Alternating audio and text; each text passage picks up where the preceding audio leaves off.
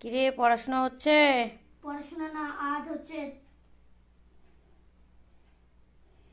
বিছানার অবস্থা দেখো, কালকে বাংলা পরীক্ষা। বিছানার অবস্থা দেখো, বেড কভারটা এখন চেঞ্জ করব। এদিকে দেখো। এই চুপ, এই এদিকে দেখো। আবার এত কথা বলে। কালকে বাংলা পরীক্ষা আর আমি এখন আর্ট করছি, সিনারিও করছি। ভালো করেছে, সবাই জানে বন্ধুরা যে বাংলা পরীক্ষা তোমার হয়ে গেছে। মিথ্যা কথা বলা দেবো না ধরে। বিছানাটা এখন চেঞ্জ করব। বিছানার দেখো কি অবস্থা, ভালো করে ঠিকঠাক মতো সব কিছু গুছগাছ করে পাতবো। বিছানাটা একদম খটখটে হয়ে গেছে। এদিকে বাজে হলো 8:30, আবার রান্না বসাতে হবে আমার। তার জন্য তাড়াহুড়ো করে কাজগুলো করছি। তোমাদের দাদাভাই এবার চলে আসবে, আর আসলেও এখন তো আর খাওয়া দাওয়া হবে না। খাওয়া দাওয়া হতে হতে ওই প্রায় 11টা। এদিকে চায়ের বাসনগুলো আছে, ওগুলো মাজা ঘষা করিনি। রুটি বানাবো তো ফটাফট হয়ে যাবে। আর গুড্ডু ওদিকে সিনারি করছে। গুড্ডুর মোটামুটি আর 3টা এক্সাম আছে, 3টা এক্সাম হলে শেষ হয়ে যাবে। আর খেলনাগুলো দেখো, সারাদিন অল টাইম বিছানো থাকে। একদম দুপুরে বিছিয়েছি, রাত পর্যন্ত পড়ে থাকবে। লজ্জা লাগে না? হ্যাঁ? আর পড়ার টেবিলটা কি বিক্রি করে দেবো? এই বিক্রি করার জন্য এটা আনোনি তুমি? হ্যাঁ, তাহলে পড়ার টেবিলটা কেন নাও না? একটু রং ছিটিয়ে দেই। পড়তে বসলে পড়ার টেবিলটা কেন নিতে? কানের মধ্যে থেকে খিলগুলো বার করে। চুপ করবি? চুপ করো, তুমি যাও মেশিন বানাও। ওদিকে বিকেলে আবৃত্তিতে গেছিলাম, আর দেখো না, নাই কাজের নাই, বৃষ্টি হয়েছে। হ্যাঁ, তার জন্য ছাতা নিয়ে যেতে হয়েছিল। তো ছাতাটা এখন গুছিয়ে গাছিয়ে রেখে দেবো। বাইরে দিয়েছিলাম ছাতাটা শুকোতে, শুকিয়ে গেছে। ছাতাটা ভাঁজ করে রেখে দেই জায়গা মতো, জিনিস জায়গায় দিয়ে বিছানাটা সুন্দর করে গুছগাছ করে নেই, চেঞ্জ করে নিয়ে তারপরে তোমাদের সঙ্গে দেখা হচ্ছে, ঠিক আছে? আর ঘরটা আজকে না পরিষ্কার করেছি, দেখো ঝুল টুল ঝেড়ে ঝুড়ে একদম গোটা ঘর কি সুন্দর ফটফটে করে ফেলেছি। আর দেখবে ঘর পরিষ্কার থাকলে ভীষণ ভালো লাগে, তাই না? মনটাও পরিষ্কার পরিষ্কার মনে হয়।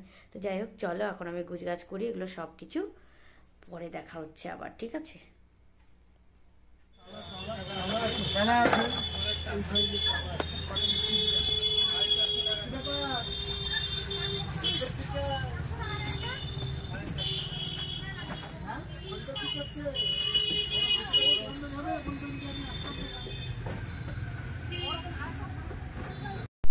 তো কালকে রাতে আর ভিডিওটি করা হয়নি, তো এটা পরের দিনের ভিডিও, মানে আজকে হলো স্যাটারডে। তো এখন আমরা আছি হলো কালিয়াগঞ্জে। কালিয়াগঞ্জে এসছি একটা গ্যাস ওভেন নেওয়ার জন্য। 3 বার্নারের যে গ্যাস ওভেনগুলো হয় সেগুলোই নেবার জন্য। তো দেখো ভীষণ সুন্দর গ্যাস ওভেনটা, পছন্দও হয়েছে, বাট দামটা কিন্তু খুব এক্সপেন্সিভ, হ্যাঁ খুব বেশি। তো তাই আমরা দেখছিলাম, দেখাশুনো করেই তো নিতে হবে না জিনিস। অনলাইনে নিলে ব্যাপারটা আলাদা, অনলাইনের মাধ্যমে দেখে টেকে তারপরে নেওয়া যায়।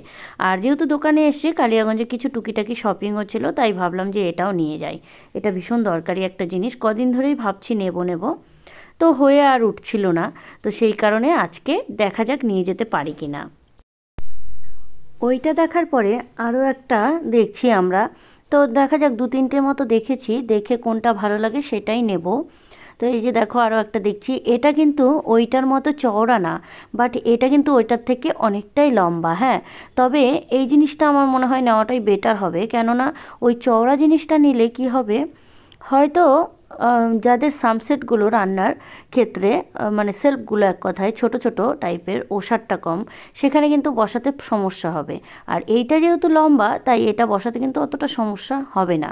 সেই কারণে এটা দেখলাম আমরা। এটা আগেরটা থেকে একটুখানি কম দাম, কিন্তু বাট এটা কিন্তু ভালো, হ্যাঁ জিনিসটা।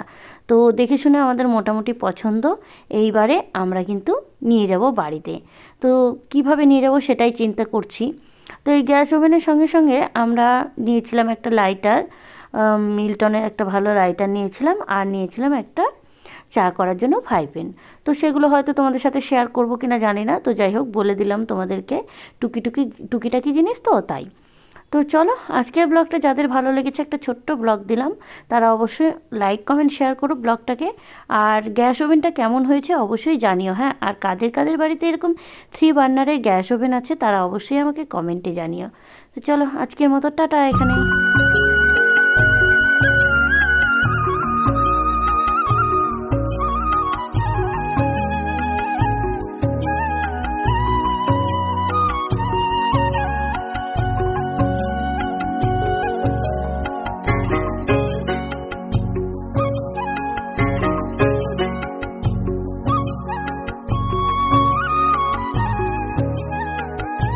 না